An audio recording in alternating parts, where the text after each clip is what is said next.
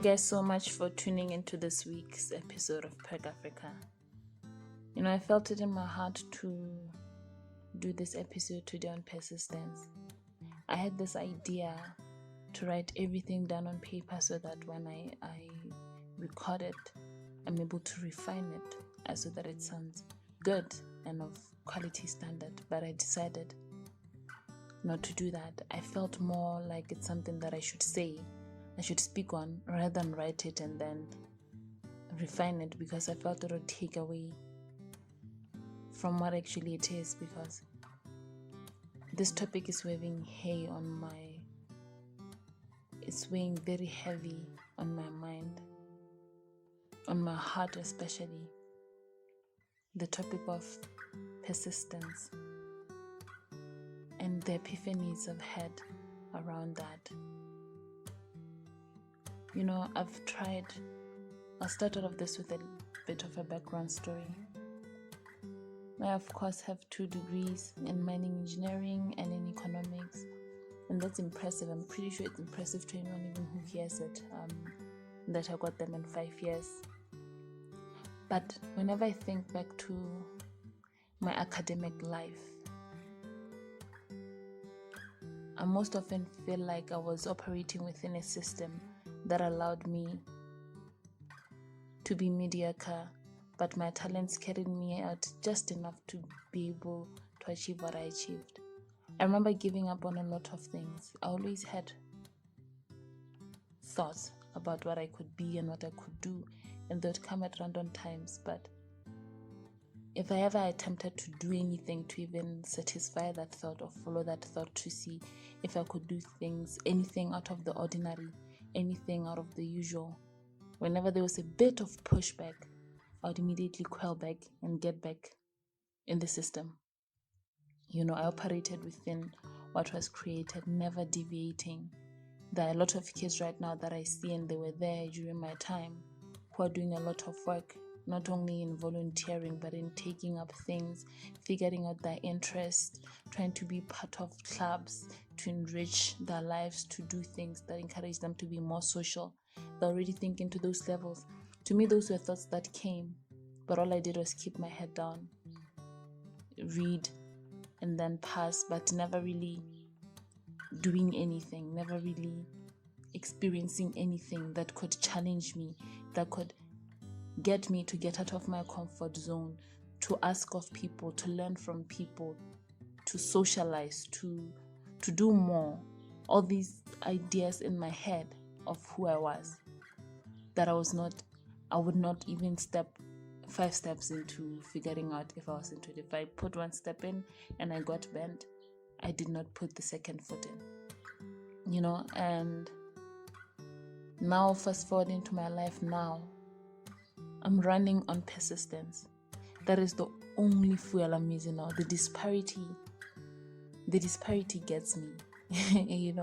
How I used to be so afraid, wouldn't do anything out of the norm. I wouldn't do anything that is high risk, wouldn't do anything really that might distinguish me, that might make me be who in my mind I thought I was, to right now running purely on that. I was thinking about that disparity this morning, and my mind got blown, and that's why it's weighing very heavy on my heart for me to speak about it, because I've decided to be an entrepreneur, an impact entrepreneur who solves for problems, creates value for people, and participates in the growth of our economy.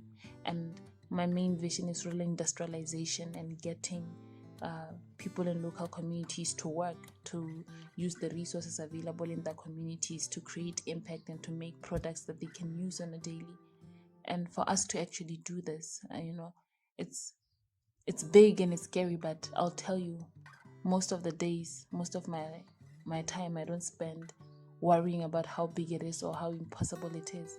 I worry about taking a step this day, tomorrow, the next day. And I'm running on persistence. There are so many challenges right now. Obviously, there are financing challenges, there are infrastructure challenges. There are a lot of challenges that I'm facing, and there are organizational challenges on my side as well. There's so many things that have been revealed to me in this journey that ultimately, if I did not run on persistence, I would have long stopped. I spent so many years, even after graduation, trying a lot of things that in my head, I could see them being great. I could see myself starting and doing it, but I always gave up. And that made me convince myself I was not meant to do that particular thing. That was always the thing. Maybe I'm not meant to do this. Maybe I rushed into it. But the truth of the matter is I never gave enough effort for me to see if I was actually meant to do it or not. And most of us would think we made effort, but we give up way too quickly. And I know because I was like that. Once you take on this pursuit, once you want to change how things are currently, once you want to change the way things are done and the products that people use and the way in which they engage with products that are made locally, once you have a vision to do that, you cannot give up because maybe one person was mean to you, or maybe because you got rejected at that institution. Once you give up, when you're at that level, you did not try. And that was the truth that I could not come to terms with in giving myself justifications. Is like, you're not trying hard enough for someone with that kind of vision. You're not persisting. You simply do not persist. You try, it gets even mildly hard, you give up. There's no persistence. That was the truth. But in justifying things in your mind, you can say, I try a lot of things. I try hard. I do this. I do that. Do you commit? Do you persist? And those are questions that I had to answer honestly. And right now, I'm just running on persistence, on knowing that there's a vision and I can accomplish it, but I do not give up. I had such an incredible epiphany moment. Just this morning, I was working with my partner, and we do very interesting things. Well, at least to me, they're very interesting, and I get to just be in the moment and be aware of even every step that I'm taking, every syllable of word that comes out of his mouth. And we do things that people maybe not even believe that we do, but we went out to search for his lost goats together. They've been missing for days, and we're just walking, looking for them. And that for me is very interesting. And it's one of the ways in which we engage. We walk for a long time and we get to talk. As we're walking on this beaten path that we took, we realized that it hasn't been walked probably in years. There were bushes everywhere. And as we walked further into the bushes. We walked further into the bush, and we came to this path where I told him, we have to go back. He's like, what? I'm like, we have to go back. There was a tree fallen, an aloe vera tree fallen. There were bush trees fallen everywhere. Literally looked like we could not pass. And they're bush trees, so obviously they'll prick you. I was like, we have to go back. He looked at me and then he was like, no way. Just picture how far back is. And it was such a long distance, but I felt like at least, even though the road has been rocky and bushy, at least it's a bit clear. We can find a way to go back. Here it's closed off with this bushes. There's no path forward. He's like, no way, let's go, we'll find a path.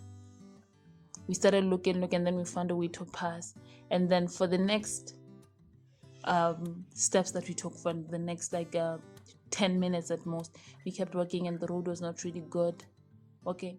And then we got to the end, and I could see part of the village from where we were standing, far off, but there was a clear path now. I had this epiphany, still about persistence, around persistence. I looked at him because we'd been having issues about our work and our personal life.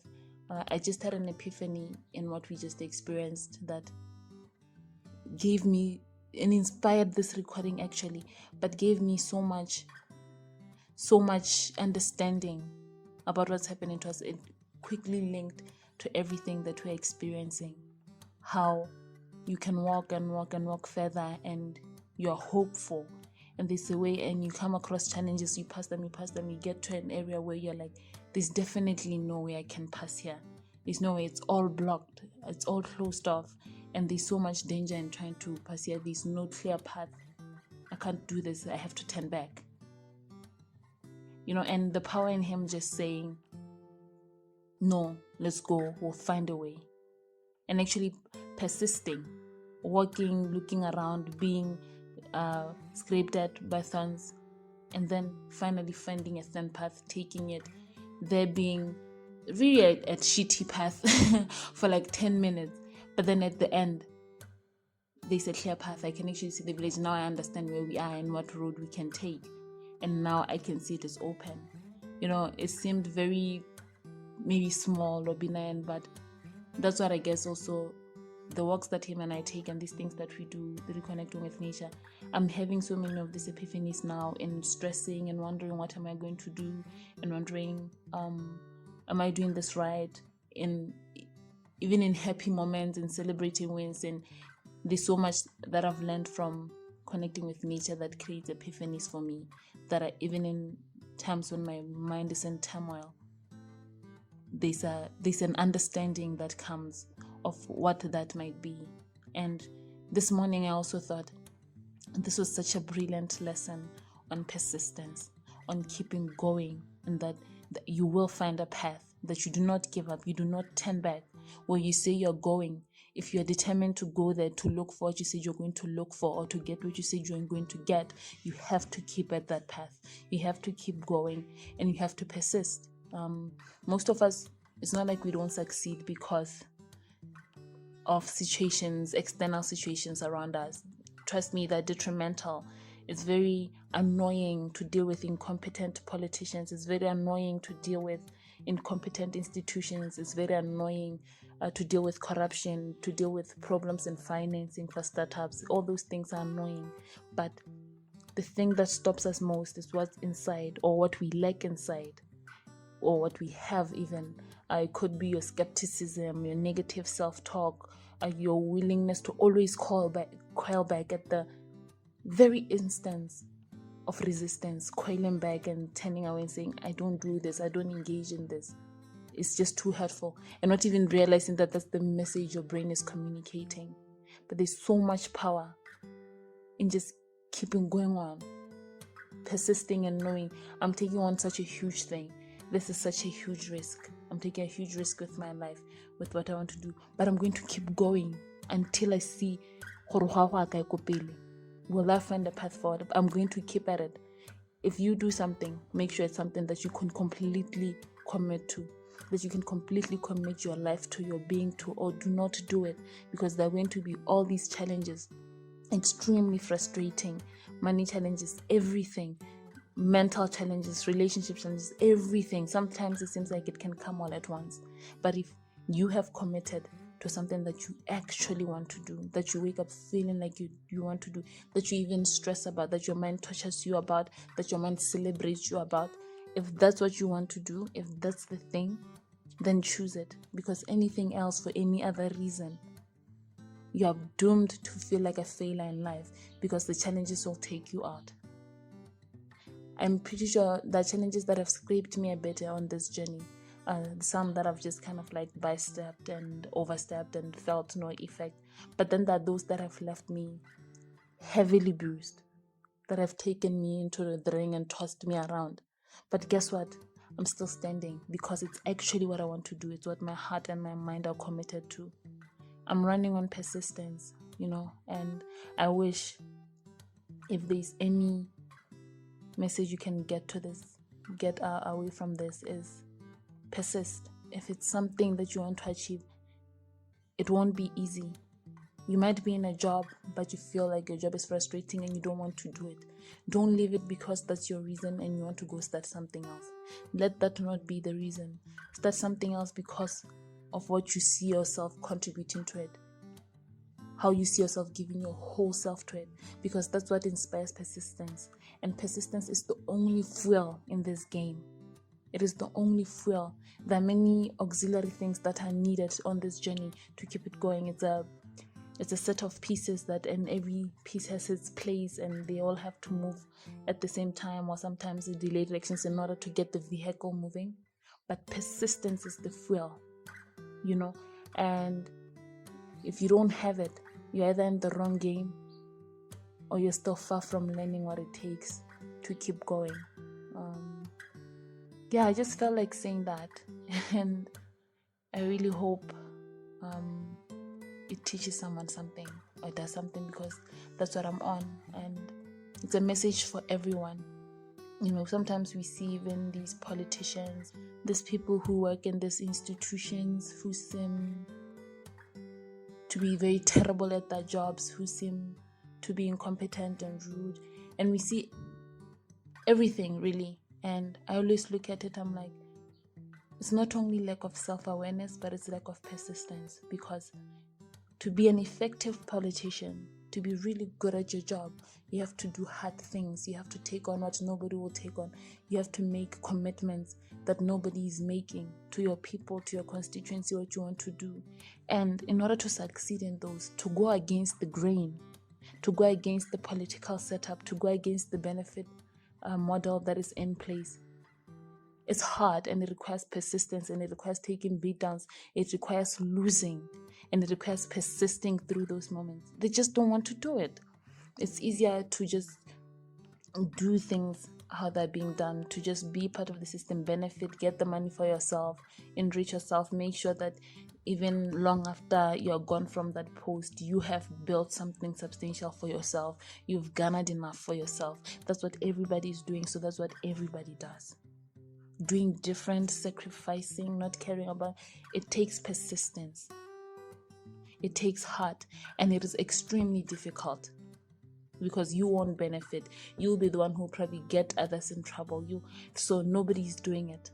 Working in an office where you get to deal with a lot of people, because mostly our services are public services, so they're free, or to an extent free. Most people use them. Working with different peoples like that, some slow, some fast, some old, some young, some extremely rude, some kind. Having to deal with different personalities is not easy. It is not easy. And the bitterness that we see in the people serving, the rudeness, the cutness, and how they are, is because they get to deal with that. They've built a hard face, and they deal with everybody in a very cut manner and being rude to everyone. That's the easy thing to do, so that you just do your job whenever you want to do it. You're slow. Everybody takes breaks, so you're going to take a break. There are posts, and there's so many desks or whatever without people, because people are just chilling. It's what everybody does, and you're not about to be the one who's always working when everybody else is chilling. You two are going to take breaks. You two are going to sneak out of the office to go somewhere while your job post is not being filled by anyone, and you're being paid. So you just do what everybody does, but with a different level of thinking, with wanting to make impact. You choose different. You realize that, yes, it's hard. Everybody else seems to be slacking. Everybody else does not do this. But I'm going to do my job to the best of my ability and in the assigned time. And I'm going to be myself. I'm going to be neutral. I'm going to treat everybody the same, with kindness, despite if they're kind or not. And then you do your job. And then you do what's required. You persist through that. You persist through different, difficult personalities. You persist through your co-workers who are not doing as much as you are, because you are building yourself. When you get out of that place, you've learned people, you've learned work, and you have work ethic. Nothing can stop you, but you only have to know to do that. So I'm hoping that through this, maybe there's a bit of impact had, and that a bit of mindset change. It takes a lot. I won't lie.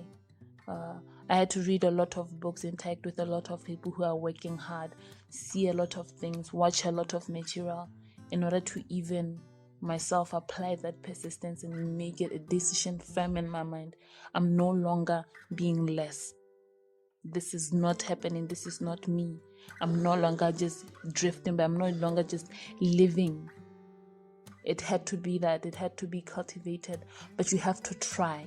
Because if you try, you read one book, maybe you spend 2 months not reading another one, but you've started something. And then you start by reading pages, you start by walking, everything that might just help facilitate learning to go on, learning to get out of your mind, learning to not feel sorry for yourself, learning to not complain all the time, learning to bet on yourself, learning to take accountability for yourself, then great things start happening. You won't become rich right away if that's your goal. You won't become fit right away. Any other thing that you know you can do in your mind, they won't happen right away, but you persist because they can happen. I know they can. I'm experiencing some of the things that I used to just dream about in my head. But I'll tell you right now, I don't have a lot of money. But things that I know are facilitating my betterment, I'm experiencing them now. So find the power in yourself to unlock that persistence and run yourself on that fuel.